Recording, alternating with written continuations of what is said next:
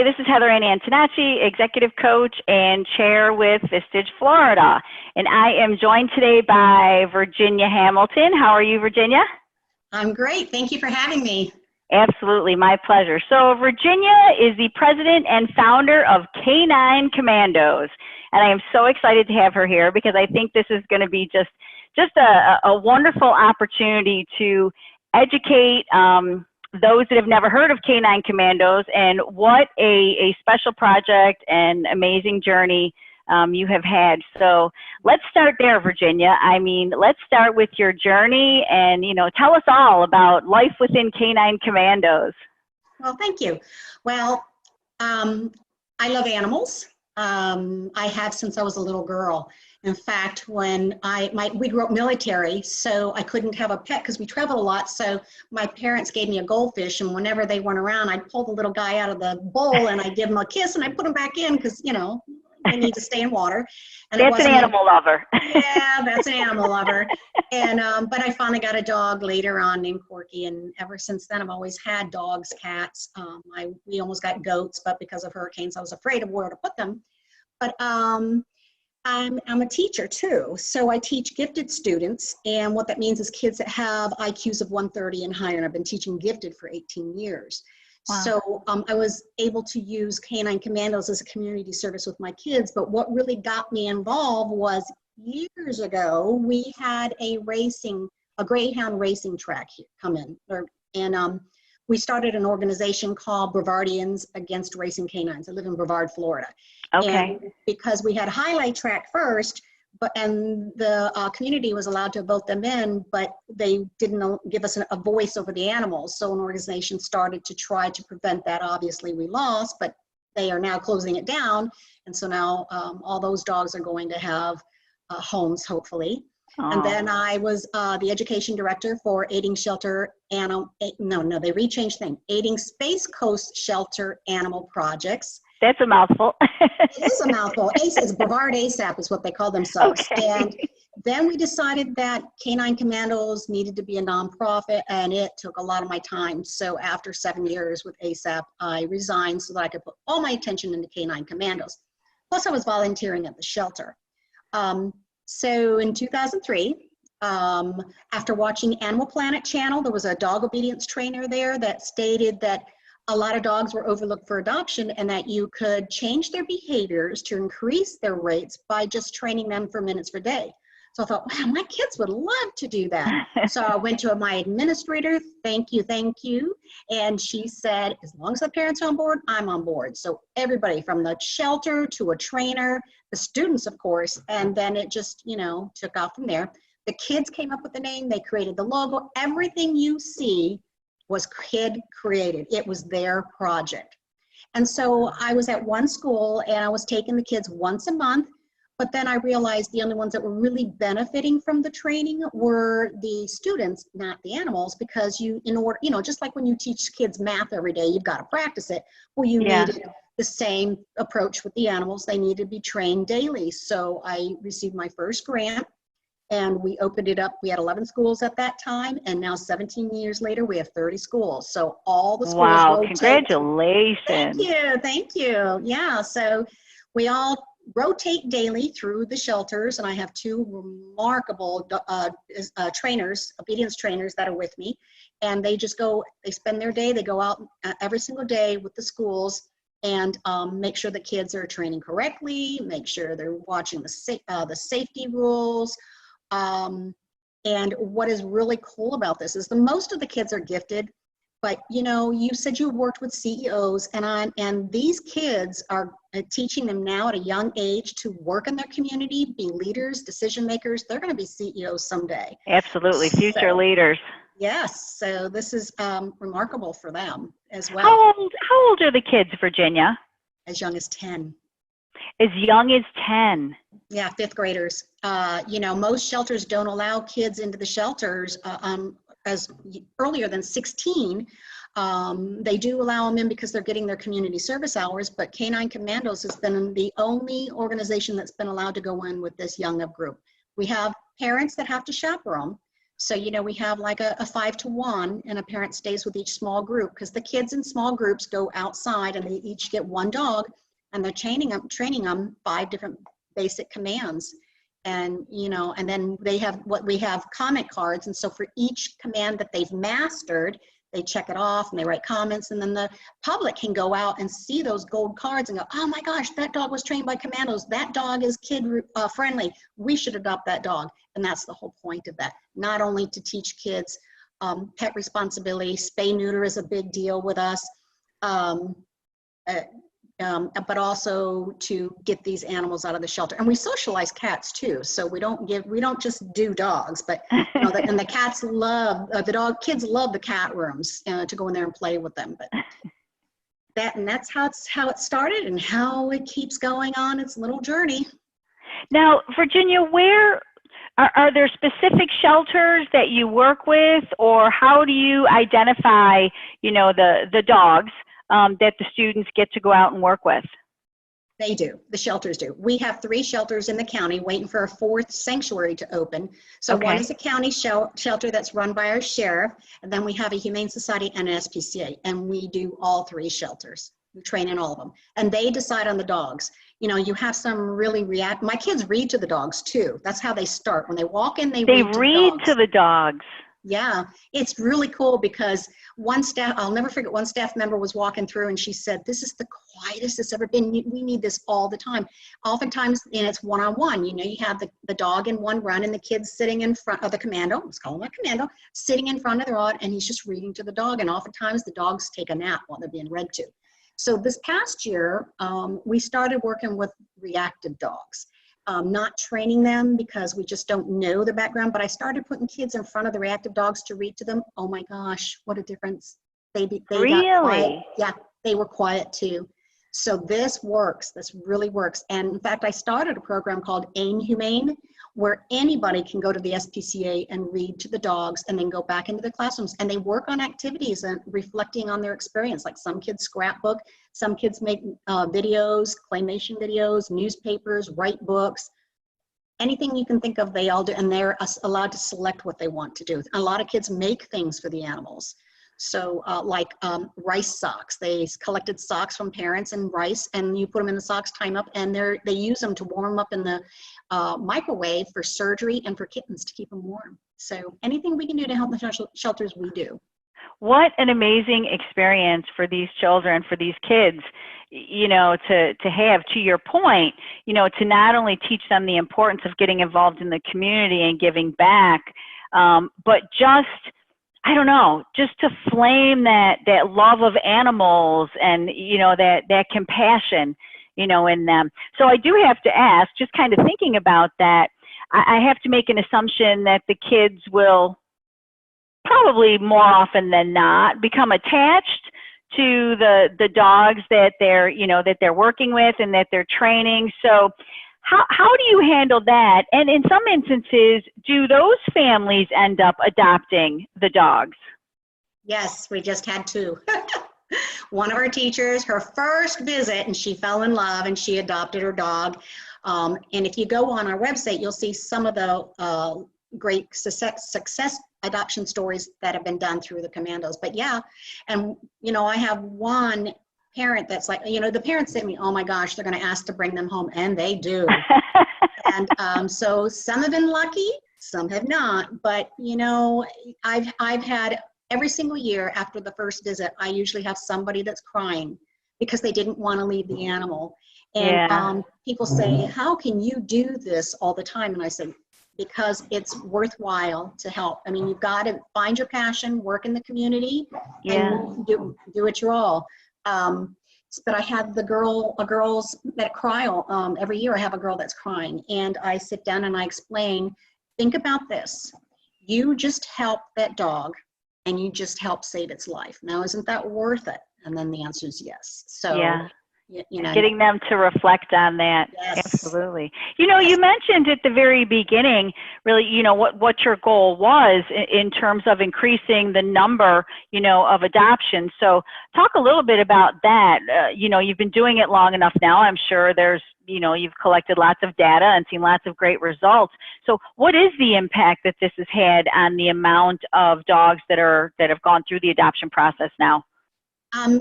That's a math lesson for the kids. So when the comment cards are done at the shelter and the dog is adopted, the comment card goes to the public or the new puppy parent. And at the very bottom, we made it very easy. It just has one sentence. Was the fact that the dog was trained, did it have any bearing on your decision to adopt? And they just check off yes or no. So then the cards come back to us, and then the kids do percentages and keeps track that way. So since 2003, 69% of our dogs that we trained, and these are just dogs that we teach basic training. We don't track I'll explain that in a second, but that 69% of those dogs that we trained were marked yes on the comment card. So that's how we're able to keep track of the data. That's fantastic. Yes. So tell me a little bit about the training. Talk a little bit about that. You know, what is the specific training that's done, and you know, can you kind of enlighten us on that a little bit? Yeah, that was a funny lesson too for us, because you know, when you first start out, you really don't know what you're doing. So the first 2 years, we would just have one. The shelter was so overcrowded that we had kids in pairs, and each commando had a dog assigned to them. So you would have 12 dogs out there spread out in the big area. And then what the kids would do, we had learned that was a little bit dangerous, because if a dog got away from a child, like they let go of the leash, the dog would go after another dog. And we discovered that had happened at one point. There was one story, I just love this. So we had a white German Shepherd, and the bus driver was an elderly gentleman standing outside the gate watching us, and that shepherd wanted to get to that man, which tells me maybe that the possible previous owner was an elderly man. The commando would not let go of that dog. So picture this, back in the old cowboy movies, where somebody's hanging onto the horse by his rein, being dragged behind the horse on the ground. This white German Shepherd had hold of this kid going across the field. When he finally let go, he stands up and he brushes himself. I don't want that dog again, you know. So many cute stories, but that was a lesson we had to learn, and we were a little nervous about that. So what we did, I went out and bought 8-foot chains that had an anchor on one end and an anchor on the other. So we would anchor one end to the fence and then the other to the dog's collar, so that if the dog is strong, and oftentimes they are, and the kids let go of the leash, the dog's not going anywhere. So that was a huge learning experience for us. But so when the kids go out there, the obedience trainer, she's out there and she's attaching all the chains and getting the dogs, and then the dog is brought out. So you have the small group with the parent, and the one child has the leash with his foot on the leash too. So that, because your legs are stronger, and if the dog is a jumper, your leg will hold the leash down to the ground, and he's not going very far. Another student is doing the training. So we do 5 commands. The first one is called watch me. It's like I tell the kids, when I'm in the classroom and I say, Jane, you know, call her by name, and she'll look at me. Well, that's the same thing. You know, Fido, watch me. So you get his eyes, and you do that several times to make sure you have eye contact with this dog. And then the next one is sit, down, stay, and come. Sometimes we have dogs that learn it all or have already known it, and then the kids teach roll over, shake, that type of thing, to have some fun with the dogs too. So the dogs graduate to the next level. Yeah, because the kids are not allowed to move off of watch me, for example, to sit until that's mastered, and then the next, and then as the dog's mastered, they check it off. So, and then they leave comments, and then the card is left with the dog, so that when my class is gone, the next day, the next school comes in, they pick up where we left off, unless the dog's been adopted or rescued or whatever, and then they bring in new dogs to fulfill those slots. Well, and I have to believe that there is no shortage of dogs for this program, correct? Correct. It's getting better though. And I noticed through this COVID incident that a lot of dogs are going to homes. A lot of them are being fostered, but then I'm watching, oh, we fell in love, we kept them. So that's my hope, is that that's Yeah. It's interesting you say that, because I just read an article very recently in the USA Today that talked about the number of pet adoptions and how that is increased during this crisis. You know, and I think some of that's just, you know, people have time now, you know, and maybe even more time to reflect on, okay, you know, what can I do? Maybe I can't help another person, but maybe there's a way that I can help an animal that, you know, that also needs some attention during this time. So yeah, so that's great to see. That kind of, go ahead. I was just gonna say, I have a couple students that are fostering kittens. So what a great way for them to help, you know, Yes. they love the animals that much. So Yes. yeah. That is very good. It leads me talking about, you know, the current situation that we're in, and, you know, I don't think there is anyone, any business, any individual that hasn't been impacted by this COVID-19 crisis, just to varying degrees, right? So how has the COVID-19 kind of changed your world and Canine Commandos, I guess, specifically?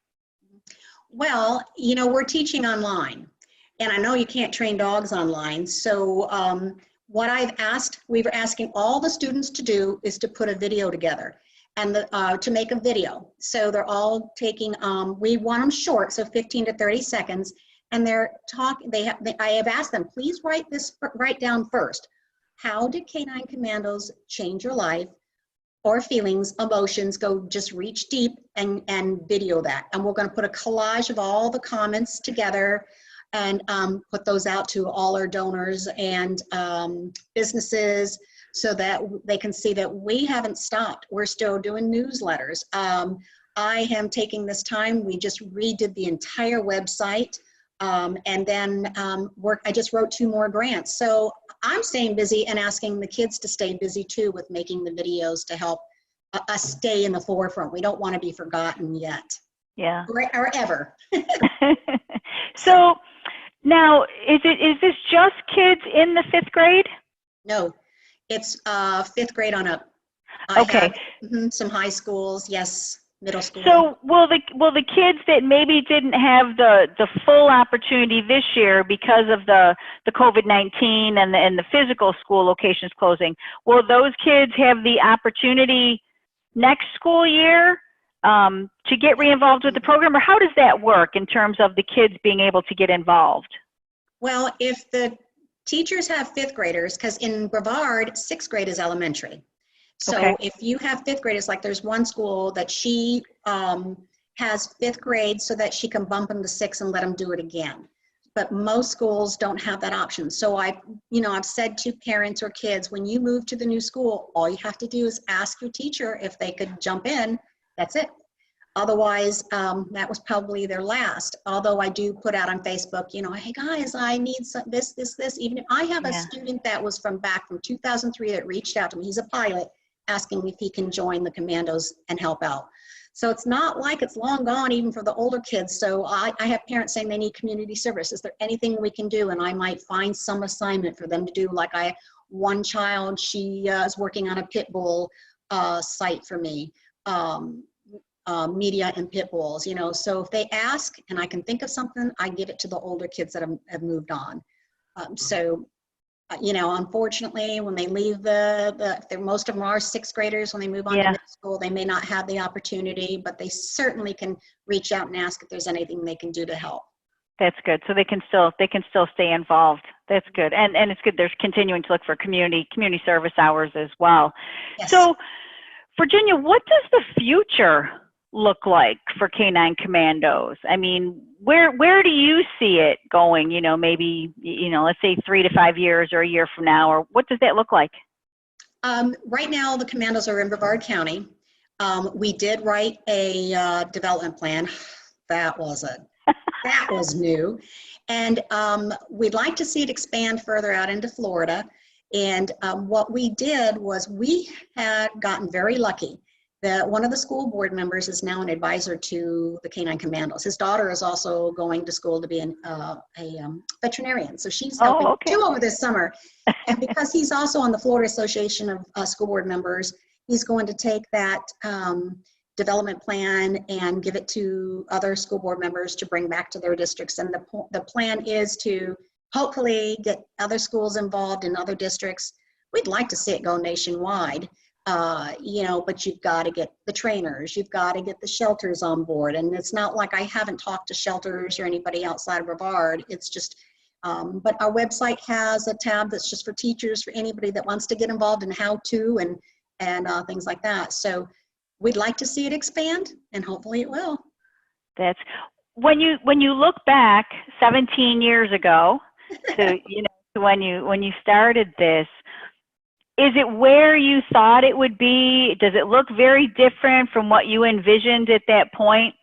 Yeah, well, you know, because like I said, I started with one of my classes, and that was 6th grade, and then I went ahead and pulled 5th grade in the following year, and it just felt like it wasn't enough, and but I never envisioned it to grow this large, and but now I can see that it can even grow larger. So yeah, I didn't expect this, but it's a great expectation. Yeah, that's fantastic. So, you know, people, you know, are educated now, so this has been wonderful, you know, and we know, you know, what K9 Commandos is, and we've learned a lot about, you know, how you actually facilitate, you know, the program and get the community and get the kids involved. Can you talked about the goldfish, but can you talk a little bit more, you know, about the why? I mean, what is it within Virginia that just pulls you so strongly to, you know, to this type of cause? I am an avid animal lover, and I love teaching. I really love teaching gifted students because they are different. And the thing is with gifted students, the social emotional sits on their shoulders. Little things can cause these students to either reach out or not and draw within. So I wanted, you know, we used to do canned food drives. We used to do stuff with the human homeless, but, you know, I wanted something that the kids would remember for the rest of their lives. Case in point, the young man that's now a pilot that's come forward to ask to help because he remembers this being the very first group of K9 Commandos. So I tell people when, you know, they ask me, well, how do you even think about doing this? And I say, what are you passionate about? I even tell the kids, even if it's not animals when you're an adult, find your passion and then work that through the community. So for me, it's animals. I just love them. And I don't eat, wear, or use animals. I'm a vegan. And especially with this COVID virus going around and what's going on with the farming industry, I'd love to see more people do this, and I'm happy Michelle Obama is jumping on board. But it's all about, you know, I have just, for me, the passion for animals has always been there since I was this little girl. One of my favorite books growing up is about a rat that a girl had brought into her house.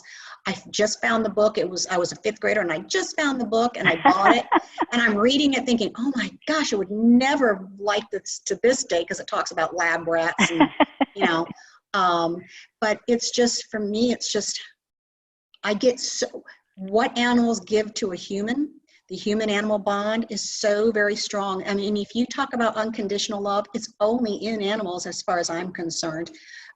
They just look at you. They don't care if I have makeup on or not. You know,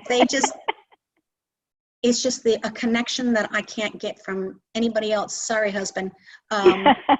That's just the way it is. It's always been like that for me. And I'm so thrilled that I get to do that in my job. How many people can take their passion and put it in their job? Not a whole lot. Yeah. So I'm a lucky girl. I think it's just wonderful that you've been able to take two of your passions, your love of teaching and your love of animals, and find a way to bring them together. I mean, that is so unique. And it sounds like it's really a game changer in your community and in your county. And it can be beyond too. If you know, this really can fly. You just got to find the right people to say, this is what we need. And so. Well, before we finish, I want to ask you about that because I'm sure there are people who are going to listen to this or watch this and say, I never heard of this Canine Commandos, and how do I get involved, or how do I even go about, seeing the dogs that are available for adoption? But before we get to that, I want to ask you, because it takes a lot to say, I'm just going to do this. I'm going to take a leap of faith and I'm going to do this. And it sounds like, that's what you did. You went for it, 17 years ago, you went for it, and maybe that's changed, but you still had built up the courage to do that. So if you think back on that, even early on, or maybe even more recently, can you share with us what's one piece of advice that you were given that helped you in terms of starting your business or keeping your business going? That was, I had to sit and think about that last night, and then I realized, it just dawned on me. We have received several awards. We're nationally recognized, believe it or not. But I believe it. Yeah, Good Morning America too. But we were up for awards for advocate for an organization out in Oregon. And 3 years in a row, we were nominated, but then, we were never won. And so I was sitting there one day with somebody that had won an award, and she came over and she goes, I want to tell you why you're not being recognized the way you should. She goes, you write the paperwork, you do the grants, but everything is written like hard sale. She says, you need to dig deep down into your heart, into your soul, and you need to write it like a story. And make us want to be part of your world, make us cry with you. And that was the best advice. And I'm really an introvert, believe it or not. So I've done a lot of things behind the scenes because it was just better for me to. I'm not very good at, even with the board, asking them for help. But so I've had to teach myself how to write like that. And it's very difficult because, you're taught to be humble and sure, and not boast, and that's really hard for me to do. So I've had to change my mindset and go that way, and so that's what it is. It's just dig deep into your heart, and then share your story, and that's what I'm doing. I think that speaks a lot to, people say, find your truth, live your truth. And I think it is much easier to find your truth and know what your truth is, and maybe even live your truth, but to express that, and put that out there for others to see and understand, I think is a little bit different. So yeah, so I commend you on that. Let me ask you, just kind of staying with the business advice. So, you were a female entrepreneur. I'm not sure how crowded your industry is, and I'm not sure if it was a male-dominated environment, but was there anything that you had to learn as a female woman, a female in business, and any lessons that you can share with us that helped you be successful? Well, most teachers are female, so that really wasn't, it wasn't an issue as far as that goes. And then, of course, in the teacher world, everybody has equal pay. So, and some of the class, I have one school that's a male. The rest are all female. For me, it was just as a woman, is just to. That's a tough question because I'm in a female-dominated era. And if you go to the shelters, most of the shelters have females too, so that wasn't a real hard thing for me. Like I said, the only thing was for me that was hard for me was to create the Commandos as a nonprofit, because we weren't a nonprofit for a long time, and to get the guts up to tell people that I'm leaving those organizations, especially with Brevard Schools Foundations, because we had conflict, same conflict with going after the same grants. We weren't allowed to go after the same grants, taking fees, and so running the organization that way. But as far as being a female in the industry, I'm in a female-oriented industry. So at least in elementary school, there's very few males. So I got lucky there, I think. Yeah. Good.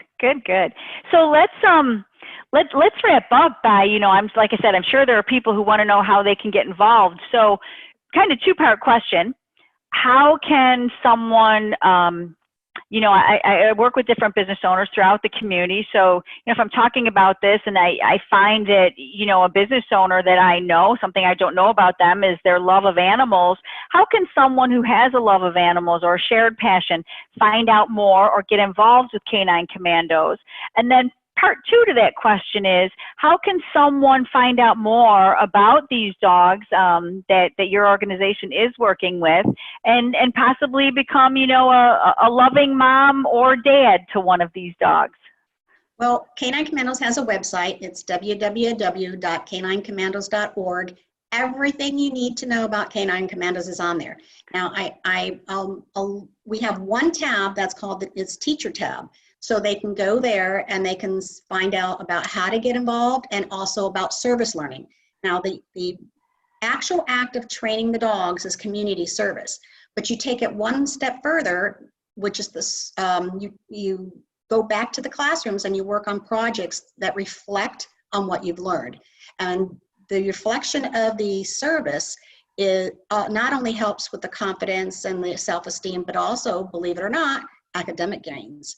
So the teachers can get all that information on there, and also the service learning piece. We have a different bunch of projects on there that we've done, ideas for them, how to get involved with shelters. Even if you don't want to train and you want to just bring your class to read to dogs, there's information on there too.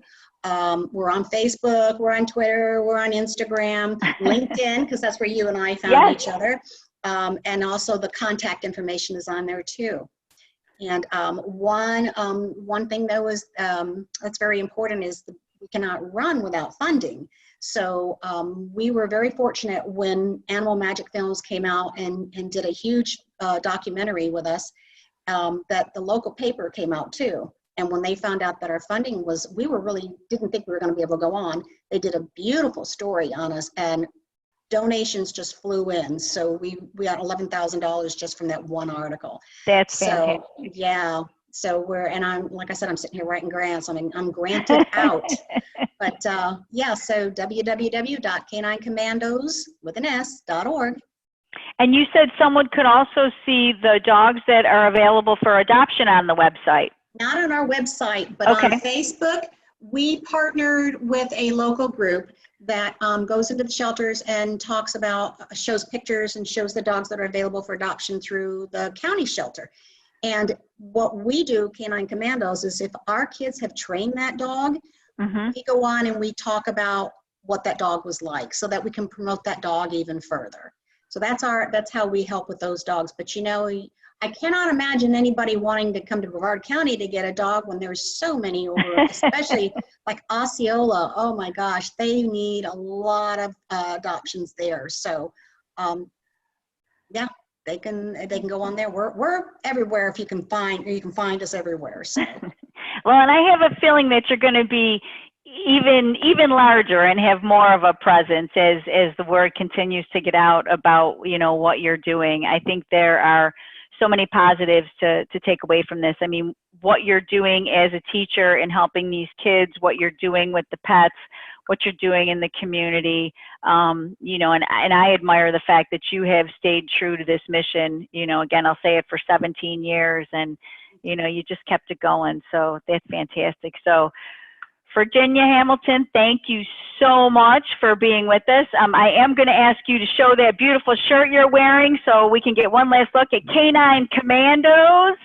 There it is, Canine Commandos. Go to the website, caninecommandos.org, or reach out to Virginia on LinkedIn. She was very accessible to me. This has been a pleasure. So thank you so much, and continued success to you and Canine Commandos. Stay safe. Thank you so much. Bye now. All right. Bye-bye.